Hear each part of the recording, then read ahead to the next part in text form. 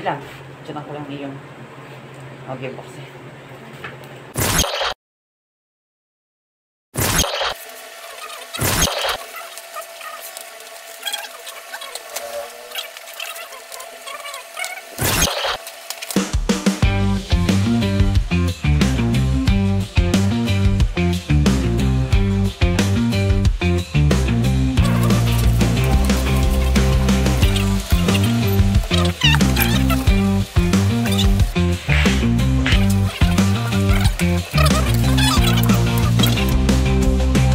What's up mga kabaka? Maligay magbalik sa panibago na naman nating vlog, diba? So ngayon magana tayo, papalitan natin ng case ng ating PC, diba? So with my brothers. Yan, aking kapatid, diba? Sabi niya, ko daw siya sasama sa vlog natin. With my brothers, diba? So yun, ngayon papalitan natin ito nga pala yung case. Ito yung case natin dati, kita ba? Ito, case nating maliit. Tapos ito yung bago. Magkano nga bili natin dito sa, ano? Dito? 1.4. So, 1.4. Ito yung bago. Diba? Ano, glass na siya. Tapos ito yung luma. Kaya papalitan namin yung case. Yung dati nating PC nag-overheat, diga? So, ayun nga habang nagre-record tayo nung isang game na request nyo, nag-overheat, bigla namatay. Kaya, papalitan natin ng bago. So, bali ako, vlog lang. Si Kuya yung gagawa. Si Kuya kakapalit ng mga parts, di ba? So, yun. Sa Kuya. Ganda natin. So, ito. Tatagtagin ko muna ang plastic.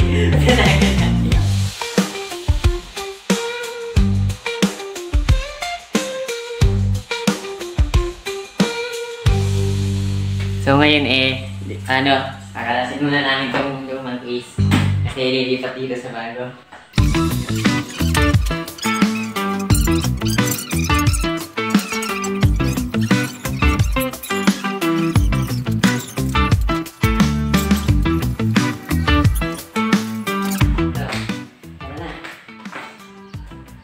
So, ito yung aming RAM na dati ba ito, diga?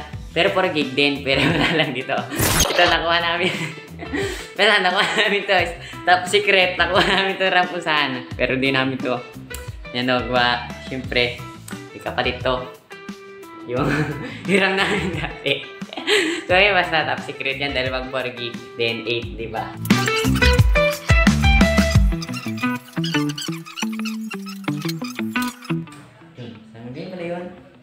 So, yung ating storage, ilang ano nga ito?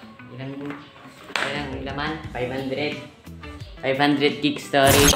Then, hindi ko alam kung ano itong HDD. Yung naming SSD. Alam mo ba, pinayari namin natin itong computer namin na ito, 3K. Realtan lang yung power supply na nagana sa kuya ko na ngayon kasi nabibili lang sa Shopee yun nung... Magkano bibili mo doon sa iyo? 500. So, 500 lang pala, tapos nilagyan lang ng SSD, pinalitan ng power supply na yun, yung tigpa 500, grabe, 3K na agad, 3.5. So, yun, ito yung aming SSD na pinalit.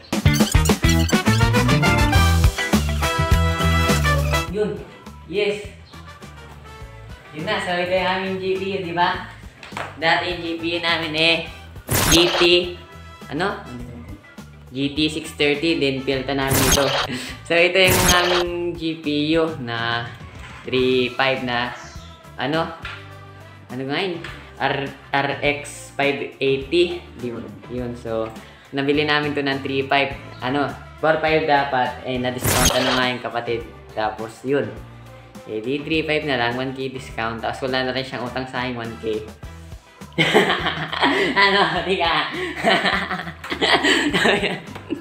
Nabili namin to sa Shopee. Tapos Azure. Basta kami na. Basta ito ang aming GPU. Ganito. Malakas din naman to, no?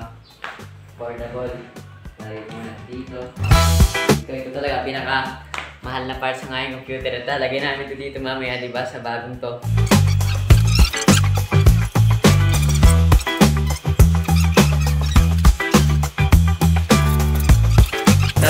PSU na, so ito yung model nito, GP250L. Then ito ay merong 250 watts, rated power 250 watts, then kinetic power na hanggang 800 watts.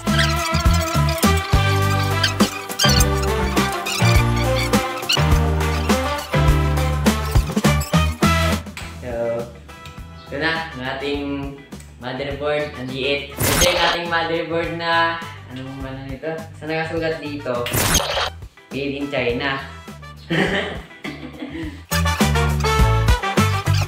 So ito, basta napakatagal na nito, 2030 pa lang. Ito yung, parts na hindi napapalitan. Bali, itong ano namin na to, napakatagal na. 2030 nga nang binili, di ka? Tapos na lang yung kailangan natin, ito na lang pag-iwanan, di ba? Kasi yung ating RAM upgraded na, RAM, GPU upgraded na to. Dating GT 630, naging RTX 580, RTX 580. So, yan, ganyan na. Tapos itong case namin, napalitan na din. Ano pa ba napalitan? Yung power supply namin, napalitan na din. Dati ano yun, kaya ginagawa, kinakapos sa kuryente, di ka? Yun, so, yun.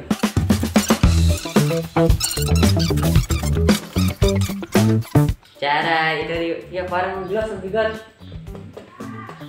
Di ba kung glass o plastic, basta kung mahalaga kita yung loob, di ba? Sulit yung RX 580.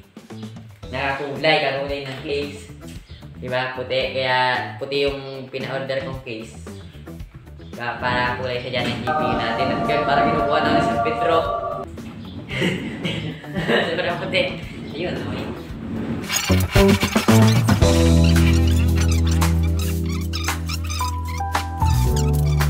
Dito ang power supply, di ba? So dito siya sa ilalim, hindi na siya din sa taas ng PC na parang may nakalutang na ewan doon. Dito lang sa baba, di ba? Para sa akin mas the best na to. Kaya naman sa naman, taas ang power supply na sa baba. Taas, putik. Dito kahit bagong itsura. Power supply, hindi kagaya dati. Ito nga pala yung kasamang pan. Hindi ka nang malimutan. Ito yung pan na 120mm. Ito, high performance pan daw. Putik na yan. Hindi na pala gawabit ng ating gaming case pan. Meron pa silang ganito. Ito yung size, 120. So, speed 120 RPM. Hindi ko alam kung malakas yun kasi may nakabili ng pan, as in yun pa lang. Ba't hindi pa nga ito bili kasama pa to, di ba? 120 RPM, di ko alam kung ano ba yung malalakas na ito. Air volume, 45 SPM, di ko alam yung mga SPM na yan. Wind pressure, 1.50 mmH2O. So, ito, basta. Yan, kaya magana yan. Basta itong case na to kasama to ng case na to. Tatlo lang, lima yung kailangan dito sa case na to. Ay, anim pala. Bibili pa kami ng 3. Yan na yan.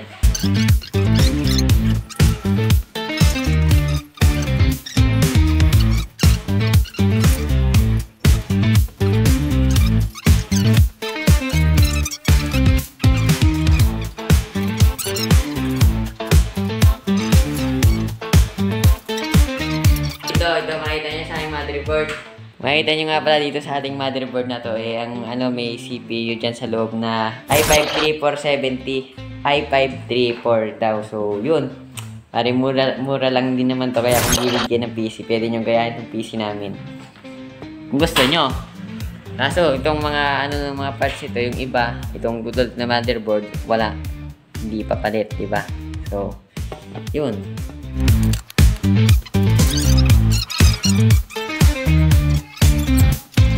Kinabit namin yung motherboard. May kulang na screw pero okay na naman kasi hindi natagtag. Hindi na natagtag. So, ito na ating PC na nabubuo na. So, may time-lapse na lang ako dyan, di ba? Para di nyo nakapanoorin ko lahat.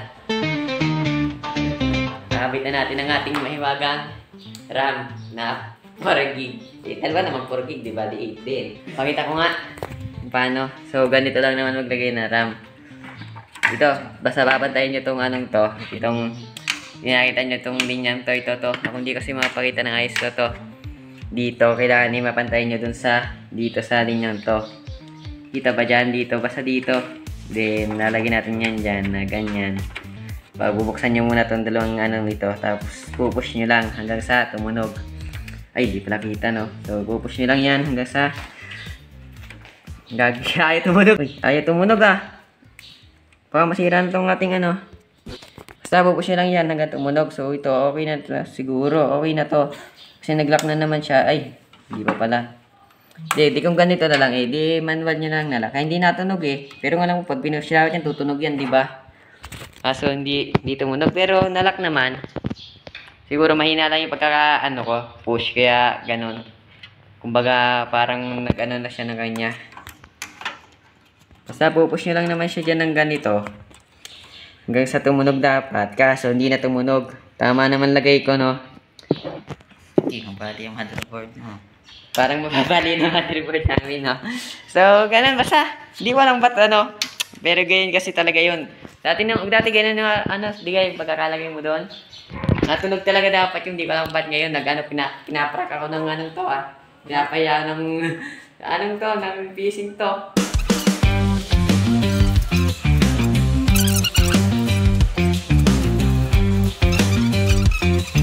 So, ito, di ko pala napakita sa inyo yung itsura nitong ating pano.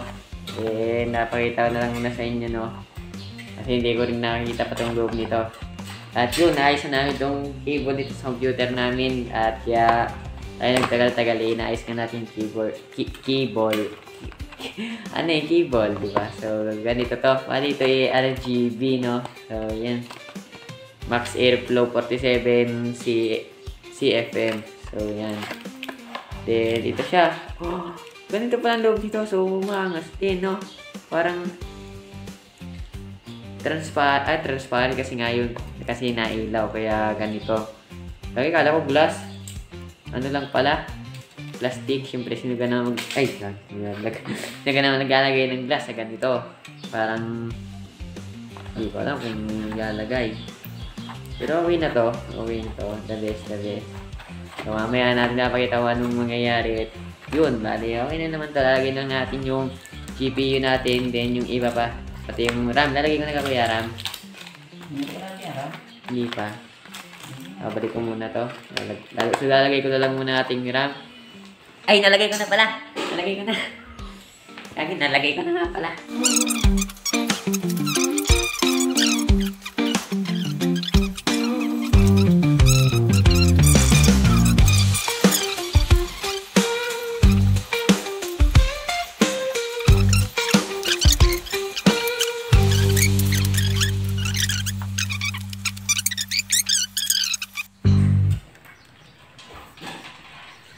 So, ngayon pabuo na din, lalagyan lang natin itong ating mahiwagang GPU na RX 580 na pinag-ipunan ko dati, diba? So, mahal talaga itong RX 580 to kasi hindi, para sa akin, mahal na yung 3.5 no? Kasi hindi naman ako na nagtatrabaho para something. Kumbaga, inipon ko lang yung bigay sa akin, yung binibigay nila sa akin, and yun, nakabila nito.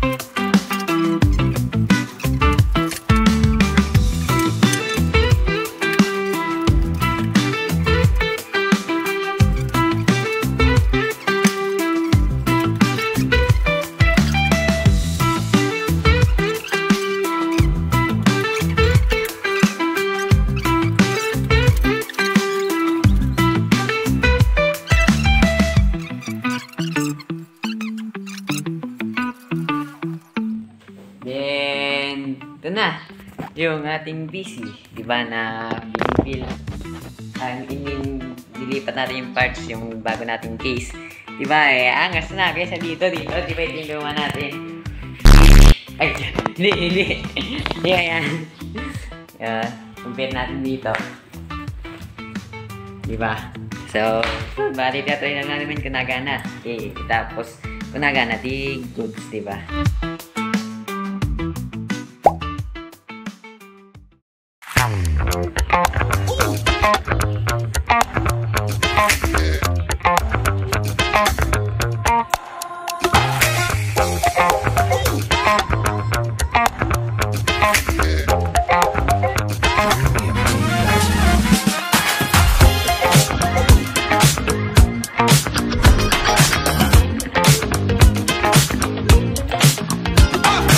So, yun. Na-build na nga natin ating PC at sa kabutihang palad, yun. Nagana na siya, diba? So, ito yung ating PC. Nakabitan ko na rin siya ng mga cable, ng mga kailangan nating ilagay, yung mga USB. So, nakabitan ko na siya talaga.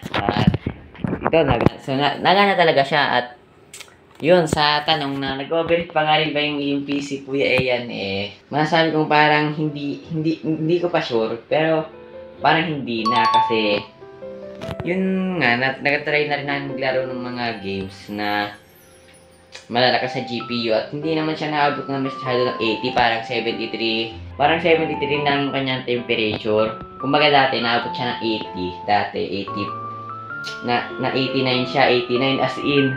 So, talagang luto yung GPU. So, ngayon is parang 73 na lang. Nag-try ako maglaro ng malakas na game din. 73 na lang. At yun. So, yan lang naman sa ngayon ng ating vlog, no? Ito na nga yung ating PC, no? Nakabitan ko na siya ng lahat. As in, nakabit ko lahat at kabutihan palad, yun. Wala namang mali o walang hindi nagana. I mean, ito. Hindi ito nagana. Itong USB sa taas na to kasi yung sa motherboard na namin yung ano dyan. Yung problema, yung motherboard namin is sobrang luma na. So, bibili na lang kami bagong motherboard. Then, yun, okay na lahat yan. Diba? At mukhang dito ka na po muna tatapusin ang ating vlog. At ito na lang muna sa ngayon. No? So, maraming salamat sa panonood. Then, kita-kits sa susunod naman nating video.